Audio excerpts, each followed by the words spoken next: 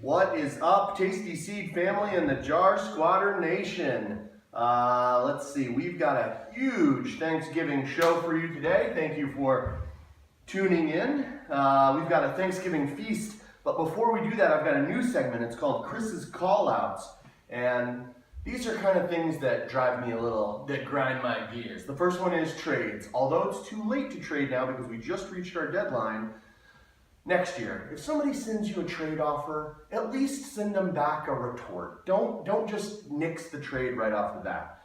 Secondly, I want to talk about three people that I have an issue with right now. Brock Osweiler for being bad at football, refs for not giving DeAndre Hopkins that touchdown, and Grandma's cream pie, but we will get into that later. You had one job, you couldn't do it. Now Jeremy's on my tail, so I really don't appreciate it. Let's go right into week 12. Can you believe that we are in week 12 already? And that means that it's time to shake down, break down. Oh my God, we gotta get through week 12.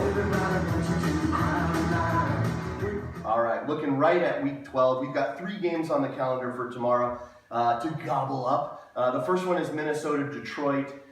And I gotta tell you, Val was right. Detroit is in first place. This is going to be a huge test for Minnesota. They got to win by, Detroit's favored by 3. So I still think Detroit's going to destroy them. Washington, Dallas, this is the game of the week for me. Dallas is favored by 6.5. But I'll tell you what, my boy Fat Rob came through for me last week. And we've got Kirk Cousins asking for all the money in the world. But the bottom line is, I think it's been established Dak Prescott is the real deal right now. And then finally, the night game tomorrow is Pittsburgh in Indy. If you are not playing the Pittsburgh defense, oh wait, it's too late, I already picked them up. You're an idiot because Andrew Luck will not be throwing the ball. Dante Moncrief will be on my bench. And I think that this is a lock of the week. Pittsburgh in Indy, -3. That line's gonna get destroyed. Moving on, the Sunday games, San Diego, Houston. Well, I've already talked about Brock Osweiler. He sucks. I feel so bad for DeAndre Hopkins. I hope he's a Ram next year, but I think that San Diego is going to go in there. The Bolo is going to be throwing. Melvin Gordon's going to be crazy right off the bye, I think. So you can look at a San Diego to beat the spread. Tennessee in Chicago. This is a pick'em, which I don't really understand, except I guess Tennessee did lose last week, so they're not as flaming hot as they were before, but I still see Tennessee going in there and winning. Jacksonville, Buffalo. Buffalo favored by 6.5. Buffalo is like the Jeremy Wilner of the actual NFL. Nobody likes them. Nobody wants to nobody wants them to be there, but they just keep hanging around. We have to deal with it. But they are going to win on Sunday. Cincy, Baltimore. This is my other lock of the week. Cincinnati going into Baltimore without A.J. Green. All these idiots on the waiver wire were trying to pick up Boyd. That's my Boyd. But he is, it's not going to be enough. Baltimore's going to beat that 3-point spread at home. Arizona, Atlanta. I like the fact that Vegas has this as the 51 over. That's the highest over-under of the week. I love that. And it gives me a little bit more confidence in my boy, Matty Ice. And then a new addition to the Jar Squatters, Taylor Gabriel. Don't forget that he exists. Hopefully he steals some away from Mohamed Sanu. Next, we've got San Francisco. Oh, so who's going to win that game? Atlanta's going to kill them. I know that it's Arizona, but they're not as good as we all think. San Francisco in Miami. This is going to be a bloodbath. Vegas agrees. It's the largest spread of the week, 8.5. Tannehill and his hot wife are going to just carve them up, and they've actually got a few receivers, and then the emergence of Ajayi, he's the real deal. LA in the Big Easy, but it's not going to be easy for them. Unfortunately, I was right about Jared Goff. He is what he is. He's got some potential, but Jeff Fisher and Rob Morris, you need to go, and LA will lose in New Orleans, and New Orleans will rebound from last week. Oh, I also want to get back to what I was right about last week. What was I right about last week? I thought I had it. Oh, Carolina. New Orleans did at least beat the spread, and then I had one other one. The one that I was wrong about was Baltimore in Dallas. I'll admit it. Dak's the real deal. Okay, continuing on. Giants in Cleveland. You better be playing the Giants D because I don't know who. We might see the return of Robert Griffin III. RG3 maybe tossing the ball around, but we'll see. Seattle in Tampa Bay. Seattle favored by 6. Seattle maybe quietly, besides the Patriots, maybe the best team in football right now. I know what you're saying. It's time to start up the Rolls Royce and ride it into the playoffs. And then we've got Carolina in Oakland. Oakland back from Mexico City, and it's gonna be tough, man. Carolina's season is over, and Oakland's gonna beat that 4-point spread. Kansas City and Denver. This is actually kind of a boring game. Vegas has it as the lowest over/under of the week. I think that Denver's going to win at home and be able to win by 3.5. New England in New York. Fitzpatrick is actually going to play, which means the rest of their quarterbacks they have no confidence in. And we're obviously going with New England on that, even though it's a 7.5-point spread. And then, just like I told you, RELAX. No, it's not time to relax. It's time to PANIC in Green Bay. They're going into Pennsylvania, and Carson is going to have his way with them. Green Bay, dude, I don't know what happened to you, but you have certainly fallen from grace. So I want to get back to the Pittsburgh Indy game. Crazy, ballsy start. You start Scott Tolzien as your quarterback. That's probably not going to happen, though. Now let's talk about the most important league to go around, and whip it around the seed.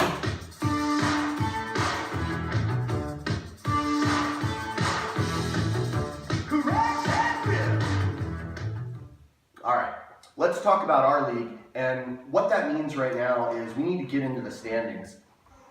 We've got the Woodcocks, we've got the Stepmoms, and we've got the Cream Pie all on top at 8-3. CT Wizards and Jumbo Package tied at 7-4. And then, of course, the Jar Squatters, your fave, Sherman Oaks. Winter is coming, tied up at 6-5. But here's the interesting thing. LA Jewish Elephants, a Gronking to remember, they are still in it. So this is the week. If you don't do it this week, it's not going to happen. And that's what's going on with our league. I've already talked about the paper teams, which is, I've gone into it in depth with the Jumbo Package, becoming even more so with AJ Green out of his lineup. But I also want, that leads us into everybody's favorite segment, stylin and profiling.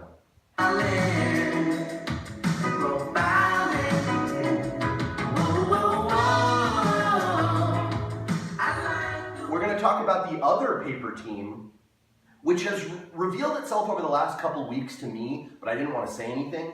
It's Grandma's Cream Pie, dude. They are not real. Let's take a look, and I've got a little bit of evidence for this. Let's see. Oh, shoot. We're going to get into that later. Actually, I'm having a little bit of a meltdown here. No, we're going to style and profile Jeremy because he actually left a comment on last week's video. Winter is coming. So let's break down his team. He's got Russell Wilson. I'll admit it. He's back. No one thought he could. He's running again. Frank Gore, always good for 12 points. Jordan Howard, I'm a little nervous about him, but he gets you 9 to 10 every week. Stefan Diggs, he's their only wide receiver threat. He kind of had a, pooped my pants week last week, but I think he'll be okay. Antonio Brown, obviously, la creme de la creme. Mike Evans, the number 1 or number 2 wide receiver. How do you have Antonio Brown and Mike Evans? That's pretty good. Ladarius Green is his tight end. That's gonna definitely dock you a point. He's got the Vikings D, which I guess they're the real deal. They've had a few games where they really didn't do that well, and they're playing Detroit, I think, this week, so that's gonna be a rough one for him. Nick Novak's the kicker. Don't know enough about him to say anything. On his bench, Brandon Marshall, Jeremy Hill. Dude, you gotta be playing Jeremy Hill now, right? And then Emmanuel Sanders, Matthew Stafford. I'm sure he'll move him up in the line. Well, I don't know. He's got Stafford and Wilson. Zach Miller, he's on an injured reserve. And then Tim Hightower, a nice little waiver pickup, I'm sure. So overall, his team, they're fighters. And like in the Captain Planet array of people, unfortunately, he's got the heart ring. But sometimes that's just enough. So I'm going to give him a B-. B- is the grade on the stylin and profiling. But I don't want to be so negative, so let's talk. You know that it's Thanksgiving, but it's actually Christmas coming early. It's the most wonderful time of the year, with the kids jingle belling and everyone telling. Thank you, Andy Williams. But here's the deal. Yes, I'm going to give you some gifts to sneak under your tree, but like the bare bones of a turkey carcass 4 days after Thanksgiving, unfortunately, our waiver wire is slim pickings, to say the least. There are no streamers this week, so I'm not even going to go into that because there's no teams on bye this week. Of course, we've got the week 13 byes, which makes a whole lot of sense. So here's what I've got for you. They're not anything great, but if you need to plug a hole, these are my two guys. A lot of people rushed out and got Boyd, but let me tell you about my boy, Brandon LaFell. He's my Boyd. He's still the older guy, and I know he's not good at catching the football, which is kind of important for a wide receiver, but he is going to get the most looks, and I think he's going to be on the field. He might be worth checking out. Secondly is Tyreek Hill. I know they're playing Denver, and I know they have a keep to lead back, and they know they've got the Wolf back, but Macklin's out, and he's pretty much their only wide receiver option. So they're both still on the waiver wire. If you're scrambling, that might be something to check out. I want to get back to the paper team, though, and that is not winter's coming, Grandma's Cream Pie. Let's take a look at it, dude. First of all, they've got, oh my God, they only have 1,007 points against them. They've got every other team except for the Woodcocks have had more points against them, which means that everybody just poops the bed whenever they play them. I've said it for a while, Grandma's Cream Pie is not a real team, and they're in the playoffs now, but they're not going to go far because it's not a real team. So that's what I have to say about that. That is this week's Tasty Seed Show. I hope you guys have a really happy Thanksgiving. And I will see you on the waiver wire.